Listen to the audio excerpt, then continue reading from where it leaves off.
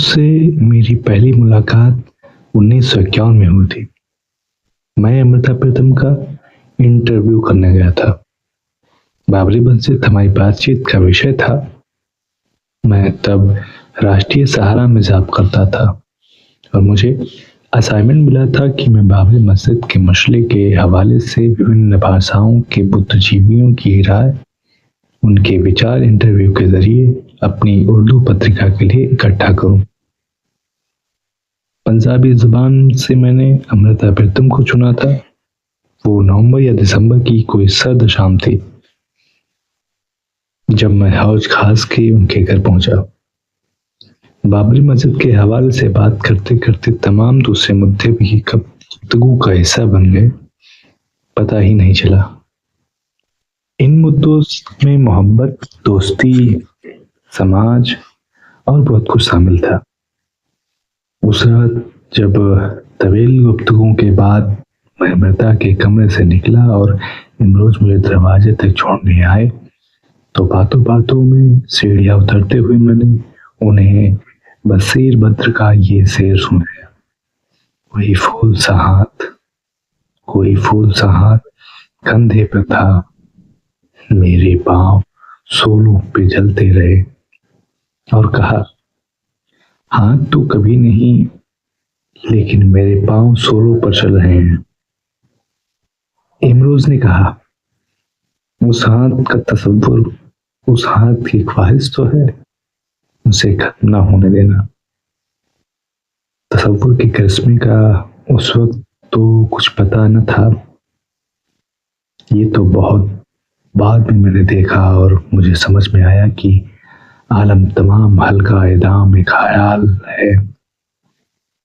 दरअसल हमारी ख्वाहिश, हमारा ख्याल, हमारी सोच, हमारा तसव्वुर क्या क्या करिश्मे अपने अंदर छुपाए रहता है और कब अपनी ही एक दुनिया तख्लीक कर लेता है, हमें पता ही नहीं चलता। उस मुलाकात के बाद अमृता से तो मुलाकातों का सिलसिला चल ही निकला। इमरोज के साथ भी एक रिश्ता कायम होता गया और आहिस्ता आहिस्ता मुझ पर खुलता गया कि इमरोज को पानियों की तरह मिट्टी में भी जब्स होने का हुनर खूब आता है। वह जज्बाती भी हैं और अमली दानिश रखने वाले एक बेहद व्यवस्थित और व्यवहारिक शख्स भी। हमसे ज्यादातर लोग सिर्फ ख्वाब देखना जानते हैं, इमरोज को अपने ख्वाबों को हकीकत में ढालना भी आता है। अमृता के पास रोशनियों के टोकरों, नूर के झाबों का तसव्वुर था, मगर इमरोज ने तो इसे सच कर दिखाया था।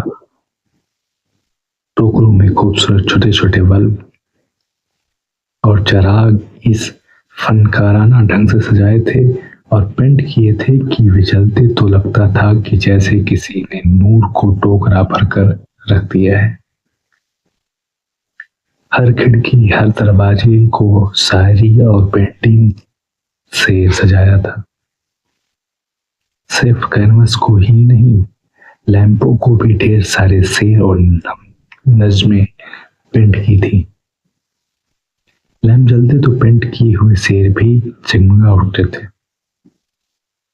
यह उनकी मिजाज की रचनात्मक अभिव्यक्ति थी, फनकारी थी, जो उनकी हर चीज में झलकती थी। मगर इस कलात्मकता से भी बड़ा काम होता है इंसान का खुद अपनी मिट्टी को गूंथना, अपनी ख्वाहिश के मुताबिक खुद को दोबारा जन्म देना, चाक पर अपनी मर्जी के मुताबिक अपनी मिट्टी को आकार देना। और यह सृजनात्मक कार्य भी इमरोज ने अपने साथ बखूबी अंजाम दिया था।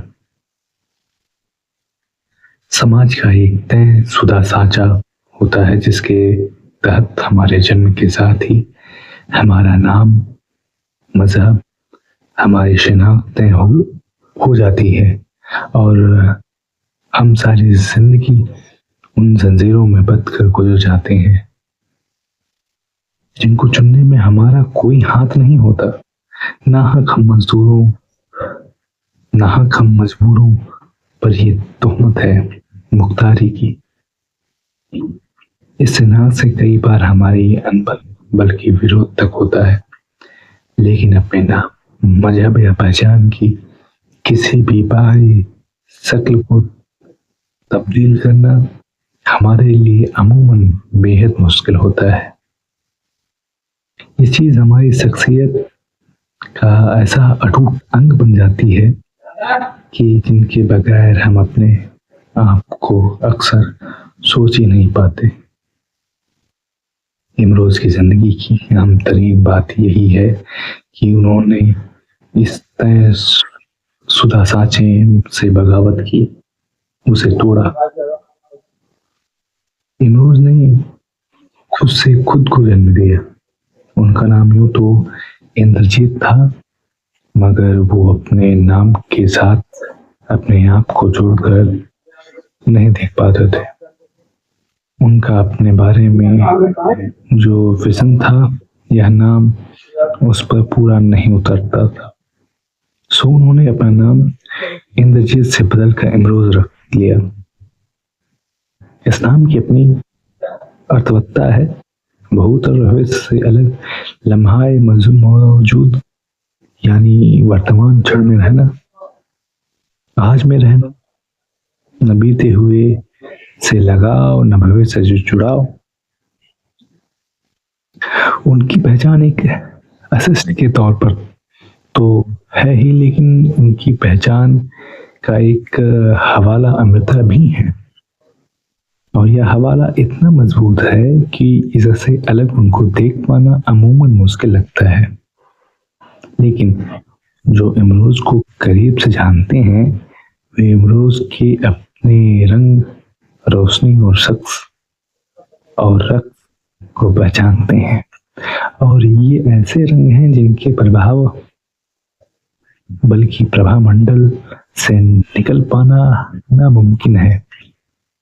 अमृता भी इन रंगों के प्रभाव मंडल में रहती थी, यहाँ तक कि जब वो कोमा में थी तब भी बेहोशी के आलम में इमरोज को आवाज देती थी, और इमरोज उनकी हर सदा पर मैं हाजिर हूँ कहते थे। सच तो यह है कि इमरोज ना होती तो शायद अमृता वह न होती, या उस तरह न होती जिस तरह आज हम उन्हें जानते हैं। इमरोज की मिट्टी का गुदाज, लोच और लचक देखकर हैरत होती है कि वो इतना सहज भी हो सकता है। लोग चाहे जो कहें, वे तकरीबन हमेशा इमरोज को अमृता के चश्मे से देख रहे होते हैं, बल्कि इमरोज को उनके मर्ज से, उनके केंद्र से देखे जाने की भी उतनी ही जरूरत है। एक बार उन्होंने कहा था कि सारी दुनिया को तो आप खुश नहीं कर सकते, अगर जिंदगी में एक ही शख्स को खुश रख सकें, उसे अपनी जात से शिकायत न होने दें, तो यह भी बहुत बड़ी बात है। किसी को खुश रखने की कोशिश करें तो इस मंजिल की तरफ क्या क्या सख्त मकाम आते हैं, इस बात को वही समझ सकते हैं जिन्होंने ऐसा किया हो। इमरोज की जिंदगी में वह एक शख्स अमृता थी जिन्हें खुश रखना उनकी पहली ख्वाहिश भी थी और कोशिश भी। इसके लिए वो अपनी तमाम कोशिशें करते रहे और अपनी इन कोशिशों में अमृता के लिए पनाहगाह बन गए। एक ऐसी पनाहगाह जहां अमृता और इमरोज टकराए बगैर एक दूसरे के साथ रहते थे। ऐसा करने के लिए उन दोनों ही ने मेहनत की। दोनों ही का अपना अपना मिजाज था और दोनों को यह अंदाजा था कि वे किस तरह की जिंदगी गुजारना चाहते हैं, कैसे जीना चाहते हैं। मोहब्बत की दास्तानें हमने सिर्फ सुनी भर थी। हमारी कई लेजेंडरी मोहब्बत की दास्तानें पंजाब से जुड़ी रही हैं। अमृता और इमरोज के रूप में हमने मोहब्बत की एक दास्तान को परवान चढ़ते हकीकत बनते देखा है। अमृता हम लोग एक दूसरे के आशिक भी हैं और मासूक भी। इस दास्तान का खमीर पंजाब से उठा, लेकिन इसने दिल्ली की गलियों में परवरिश पाई। अमृता के बच्चों ने इमरोज को कबूल नहीं किया था और यह बात उन्हें मालूम थी, लेकिन इसके लिए उन्होंने कभी शिकायत नहीं की। कोई बदगुमानी बच्चों की तरह से दिल में नहीं आने दी, बल्कि खुद ही इन हालात को बेहतर बनाने के लिए जो कुछ कर सकते थे करते रहे, जिस तरह मदद दे सकते थे देते रहे। इन सब में अमृता की बहू अलका ने उनका साथ दिया। खास तौर पर जब अमृता बिस्तर में लगी थी तो अलका और अमरोज दोनों ने मिलकर उनकी तीमारदारी की जिम्मेदारी उठाई। इस दौरान जब अमृता का बात करना मुमकिन न रहा तो अमरोज ने नज़्में लिखकर अपने इजहार को राह दी। इमरोज की शायरी अमृता से इसी मुकालमे के खला को पूर्ण करने की कोशिश है। इसमें औरत के बारे में, कायनात के बारे में जो कुछ उनके तसव्वुर हैं, उनके एक्स मौजूद हैं और उनका तजर्बा जो कुछ उन्होंने जिया है उससे अलग नहीं है।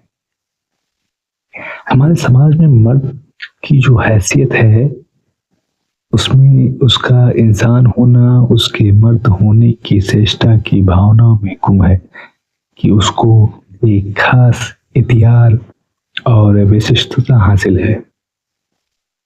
ठीक उसी तरह जैसे औरत होने में ऐसी कमजोरी और मजबूरी शामिल कर दी गई है कि वह इंसान होने का, अपने मुकम्मल वजूद होने का एहसास तो नहीं कर पाती।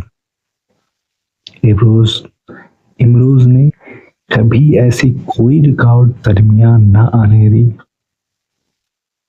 वो घर के काम हो या बाजार के, दोनों ही जगह वो बिना किसी हिचकिचाहट, किसी तकल्लुफ के अपनी जिम्मेदारी निभाने वाले में से थे। घर में अमृता में मिलने वालों का आना जाना लगा ही रहता था। इमरोज उन सबकी खातिरदारी भी करते थे और इन सब के बीच अपना काम भी जारी रखते थे। वो किताबों के शीर्षक पृष्ठ बनते थे, यही उनकी रोजी का साधन था। एक बार उन्होंने सरवरक मतलब शीर्षक पृष्ठ बनाने की फीस में इजाफा किया तो कहने लगे, इस साल मैंने अपने आप को प्रमोशन दे दिया है। जब मेरी अमृता से मुलाकात हुई थी, इमरोज की आमदनी अमृता से ज्यादा थी। अमृता उस वक्त माली तौर पर जद्दोजहद कर रही थी, रेडियो पर मुलाजमत करती थी और किताबों से उनकी कोई खास आमदनी नहीं थी। वक्त बदला और अमृता की आमदनी में इजाफा हो गया। किताबों से रॉयल्टी भी अच्छी आने लगी, लेकिन आमदनी की कमी बेसी कभी उन दोनों की जिंदगी में रुकावट नहीं बनी। नाम और शोहरत की ख्वाहिश किसे नहीं होती, खासतौर पर अपने फन, अपने हुनर के हवाले से हर फनकार अपनी पहचान चाहता है। लेकिन इमरोज के यहाँ फन वो अपने नाम पे कैद करने का कोई तसव्वुर नहीं रहा। फन उनके लिए बहते पानी जैसा, वर्तमान क्षण में जीने जैसा मामला रहा है। फन पर नाम के नक्शे और निशान की उनके यहाँ कोई ख्वाहिश, कोई गुंजाइश नहीं रही। एक बार इस बारे में उनसे गुफ्तगू हो रही थी तो मैंने पूछा कि आप अपनी तस्वीरों पर कहीं अपना नाम क्यों नहीं देते। उनका जवाब था कि इतनी बड़ी कायनात खुदा की पेंटिंग ही तो है, इस पर उसने अपना नाम कहाँ लिखा है जो मैं लिखूं। सच यह है कि इमरोज ने अपने पेंटिंग्स में, किताबों के मुख्य पृष्ठों में रंगों और लकीरों के साथ जो तजर्बे किए हैं वो उनका अपना अंदाज है।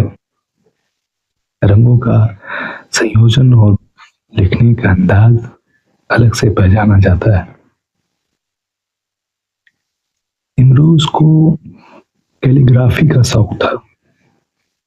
अपने पसंदीदा शायरों अदीबों के नाम उन्होंने तरह तरह से लिखे हैं। इनमें एक नाम पंजाबी सूफी शायर सुल्तान बाहू का है। बाहू का नाम